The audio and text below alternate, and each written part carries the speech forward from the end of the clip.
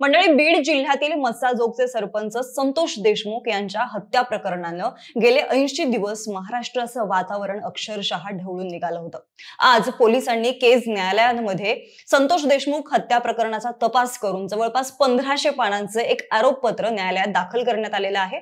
आणि या आरोपपत्रामध्ये विशेष म्हणजे वाल्मिक कराड हा नंबर 1 चा या हत्येचा मास्टर माइंड असल्याचं त्यामध्ये म्हटलं गेलंय.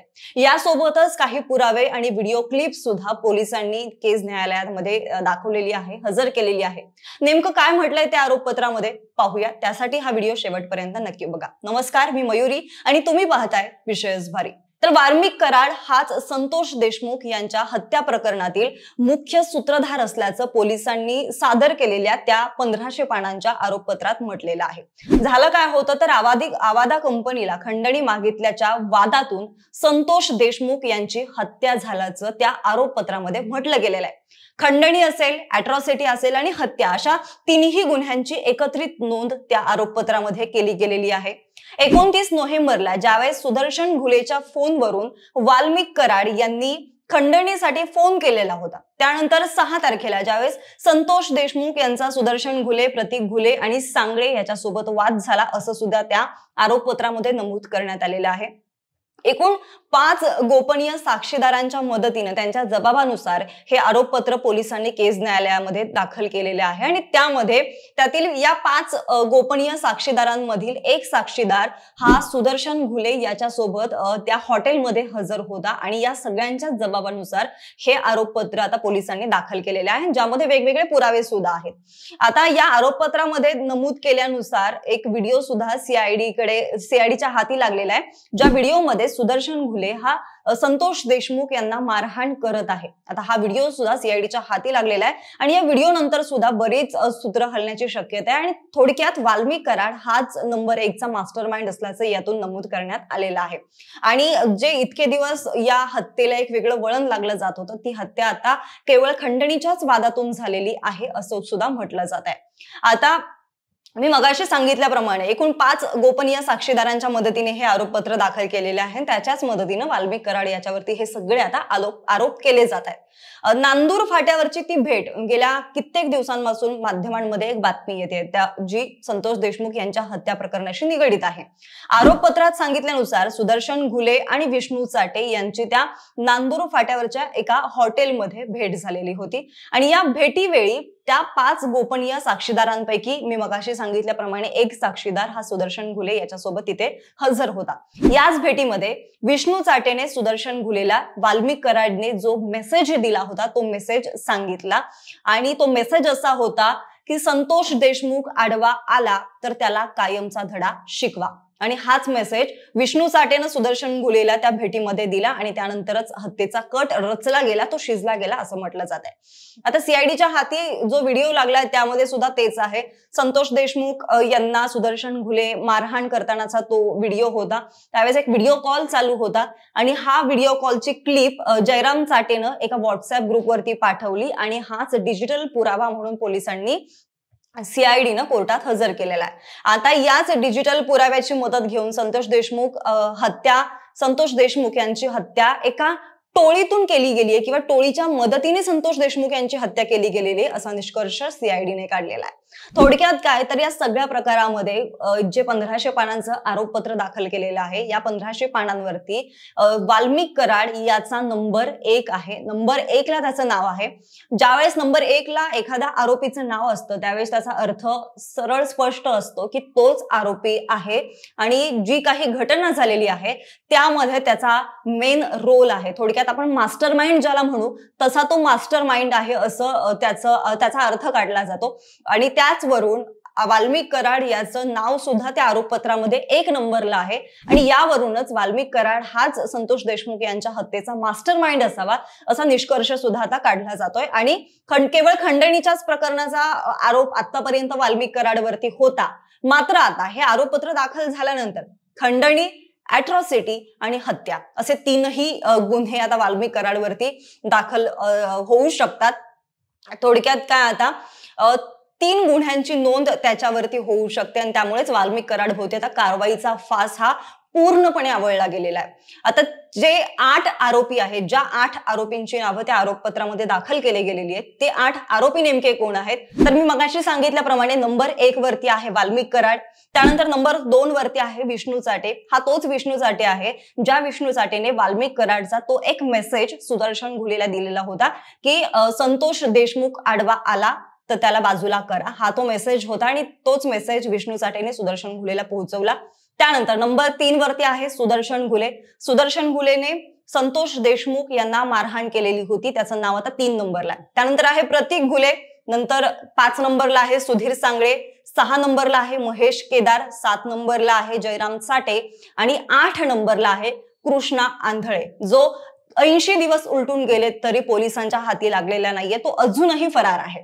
मंडळी, जो मेन आरोपी आता मानलं जाते, ज्याला या हत्येचा मास्टर माइंड असं म्हटलं जातंय, तो वाल्मिक कराड 31 डिसेंबरला पुण्यामध्ये CID ला शरण आलेला होता. त्याने स्वतःला सरेंडर केलं होतं आणि त्यानंतर तो आता पोलिसांच्या ताब्यातच आहे. 4 जानेवारीला जो सुदर्शन घुले, ज्याचं नाव 3 नंबरला आहे, तो सुद्धा फरार होता. मात्र त्याला 4 जानेवारीला पोलिसांनी पकडलेले आणि सुधीर सांगळे याला सुद्धा पोलिसांनी पुण्यातूनच अटक केली होती. त्याच दिवशी ज्यानं संतोष देशमुख यांचं लोकेशन दिलं तो सिद्धार्थ सोनवणे याला सुद्धा कल्याणमधून पोलिसांनी अटक केलेलं होतं आणि आता सध्या कृष्णा आंधळे हा या प्रकरणातून फरार आहे. म्हणजे धनंजय मुंडे यांचे निकटवर्तीय म्हणून वाल्मिक कराडला ओळखलं जातं. आजपर्यंत वाल्मिक कराड हा धनंजय मुंडेंचा निकटवर्तीय आहे, त्यांच्या जवळचा आहे असं म्हणून त्याची ओळख होती. मात्र आता त्याची ओळख संतोष देशमुख यांच्या हत्या प्रकरणात आणखी वेगळी होत असल्याचं पुढे येत आहे. आता वाल्मिक कराडवरती केज पोलीस ठाण्यात 2 कोटी रुपयांची खंडणी मागितल्या प्रकरणी नोंद आहे. सुरुवातीला त्याने खंडणी मागितल्यावरून हा वाद झाला आणि ज्या प्रकरणातून आता वाल्मिक कराड सरेंडर आहे, पोलिसांच्या ताब्यात आहे. मात्र आता या आरोपपत्रानंतर खंडणी व्यतिरिक्त हत्या असेल आणि अट्रॉसिटी असेल असे सगळे गुन्हे त्याच्यावरती दाखल होऊ शकतात. आता याआधी मी जसं सांगितलं तसंच फक्त खंडणीच्याच गुन्ह्याची त्याच्यावरती नोंद होती. मात्र आता हे सगळे गुन्हे त्याच्यावरती दाखल होऊ शकतात. गेल्या वर्षी आता याचा घटनाक्रम कसा आहे तर गेल्या वर्षी 9 डिसेंबरला संतोष देशमुख यांची डोणगाव टोल नाक्यावरून अपहरण करण्यात आलं आणि अपहरण करूनच त्यांची हत्या केली. साधारण 3:30 ते 6:30 हा जो वेळ होता त्या वेळात त्यांना मारहाण करण्यात आली आणि मग पुढे त्यांची हत्या झाली आहे.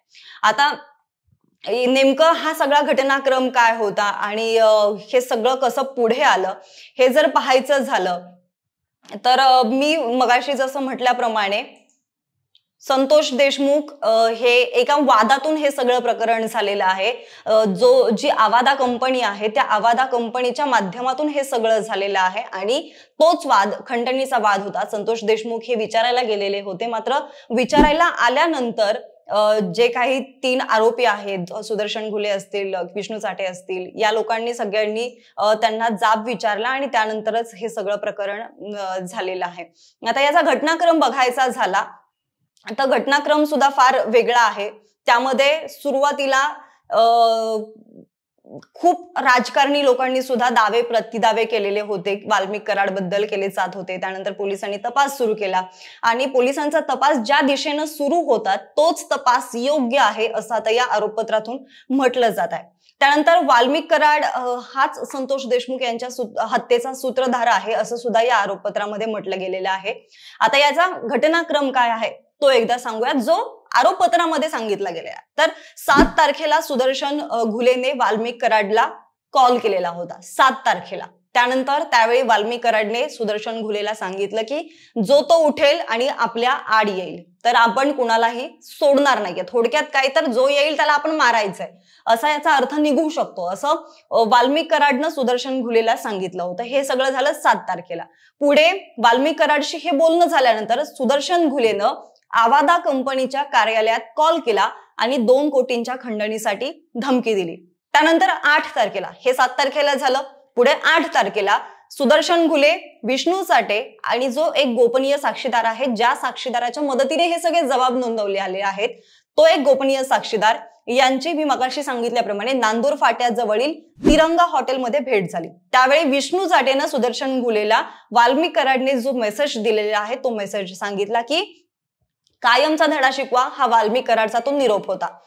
जो गोपनीय साक्षीदार आहे, ज्याचा जबाब पोलिसांनी नोंदवलेला आहे, त्यामध्ये असं म्हटलं गेलं की तिरंगा हॉटेलमध्ये जी बैठक झाली, जी मीटिंग झाली, त्यावेळी वाल्मिक कराडने विष्णू साठेच्या माध्यमातून सुदर्शन घुलेला निरोप पाठवला होता की संतोष देशमुख आडवा आला तर त्याला कायमचा धडा शिकवा. आमच्या मागण्या पूर्ण केल्या नाहीत तर त्याचे काय परिणाम होतात हा संदेश इतरांना द्या. आणि केवळ याचसाठी संतोष देशमुख यांची हत्या केली गेली असेल असा निष्कर्ष सुद्धा आता यातून काढला जातोय. थोडक्यात काय तर 8 तारखेला या तिघांची जी मीटिंग झाली, त्या मीटिंग मध्ये संतोष देशमुख यांच्या हत्येचा कट रचला गेला आणि पुढे मग त्यांचं अपहरण केलं गेलं. 8 तारखेला ही सगळी मीटिंग झाल्यानंतर 9 डिसेंबरला आहे, त्याच्यात दुसऱ्या दिवशी 6, 7, 8 आणि 9 हे लागोपाठ संतोष देशमुख यांच्या हत्येचा कट रचला जात होता. 9 तारखेला काय झालं तर दुपारी 3:22 सुदर्शन घुले, प्रतीक घुले, सुधीर सांगळे, कृष्णा आंधळे, जयराम चाटे, महेश केदार यांनी संतोष देशमुख यांची उमरी टोल नाका इथं टाटा इंडिगो जी गाडी आहे संतोष देशमुख यांची, ती गाडी थांबवली आणि त्यांचं अपहरण केलं.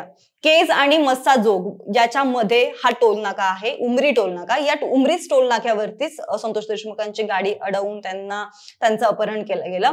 आणि अपहरण केल्यानंतर चिंचोली टाकळीकडे घेऊन जात असताना मधला जो वेळ होता त्या वेळामध्ये मात्र त्यांना अमानुष मारहाण करण्यात आली. ज्यावेळेस ही सगळी मारहाण सुरू होती त्यावेळेस एक व्हिडिओ सुरू होता, व्हिडिओ कॉल सुरू होता. आता व्हिडिओ कॉल कोणाला तरी दाखवलं जात होतं की नाही माहित नाही, पण तो व्हिडिओ कॉल सुरू होता आणि तोच व्हिडिओ जयराम चाटे जो आरोपी आहे त्यानं एका व्हॉट्सअप ग्रुपवरती पाठवला आणि तोच पुरावा आता सीआयडीनं मांडलेला आहे. यातून या सगळ्याची एकत्रित येऊन हे कृत्य केलं गेलेलं आहे. थोडक्यात काय तर हे टोळीतून हत्या केली गेलेली आहे असा निष्कर्ष काढला जातोय आणि याच आधारावरती आता संतोष देशमुख आणि खंडणी प्रकरणात पहिला आरोपी वाल्मिक कराड याला मानलं जाते. थोडक्यात काय तर वाल्मिक कराड यानंच खंडणीच्या वादातून ही हत्या केली असावी असा निष्कर्ष काढला जातोय.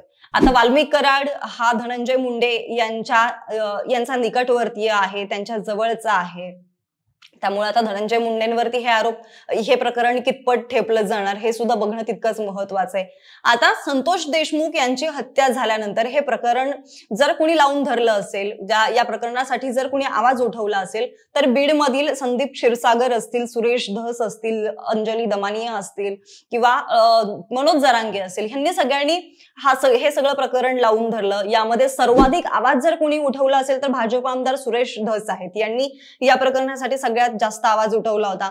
त्यानंतर मनोज जरांगेंनी आक्रमक असा पवित्रा घेतलेला होता. पुढे सामाजिक कार्यकर्त्या अंजली दमानिया यांनी ट्विटरच्या माध्यमातून वेगवेगळे खुलासे करत वेगवेगळी धक्कादायक माहिती देत वाल्मिक कराडवरती गंभीर असे आरोप सुद्धा केलेले होते. त्यानंतर वाल्मिक कराड हा धनंजय मुंडेंचा निकटवर्तीय असल्यामुळे कुठेतरी धनंजय मुंडेंना सुद्धा यामध्ये ओवलं जात होतं. आता हे सगळी माहिती समोर आल्यानंतर देशमुख कुटुंबियांकडून सुद्धा या संपूर्ण प्रकरणाचा सूत्रधार वाल्मिक कराड हाच आहे असं सुद्धा सातत्याने सांगितलं जात आहे आणि पुन्हा एकदा खंडणीसाठीच ही हत्या झालेली आहे असा सुद्धा दावा केला जातोय. आता पुन्हा एकदा धनंजय मुंडे यांच्या जवळ वाल्मिक कराड असल्यामुळे कुठेतरी मुंडेंच्या अडचणीमध्ये सुद्धा आता वाढ झालेली आहे. त्यामुळे राष्ट्रवादी काँग्रेसने जे म्हटलं होतं की जोपर्यंत सगळे पुरावे मिळणार नाही तोपर्यंत धनंजय मुंडे यांच्यावरती कुठलीही कारवाई केली जाणार नाही अशी एक भूमिका राष्ट्रवादी काँग्रेसकडून घेण्यात आलेली होती. मात्र आता जे आरोपपत्र दाखल केलेले आहे त्या आरोपपत्रामध्ये वाल्मिक कराड हा नंबर 1 चा आरोपी असल्याचं म्हटलं जात आहे, तो मास्टरमाइंड असल्याचं म्हटलं जात आहे आणि एकूणच वाल्मिक कराड धनंजय मुंडेंचा निकटवर्ती असल्यामुळे जे आरोप हळूहळू सिद्ध होऊ लागलेत असं म्हटलं जात आहे. तर हे आरोप सिद्ध झाल्यानंतर धनंजय मुंडेंच्या सुद्धा अडचणी वाढणार का हे पाहणं सुद्धा तितकंच महत्वाचं असेल. मात्र तुम्हाला नेमकं काय वाटतं, यामध्ये वाल्मिक कराड हाच दोषी असेल की यामध्ये आणखी सुद्धा कोण कोण आरोपी असू शकतात? तुमचं नेमकं काय मत आहे ते सुद्धा आम्हाला कमेंटच्या माध्यमातून जरूर कळवा.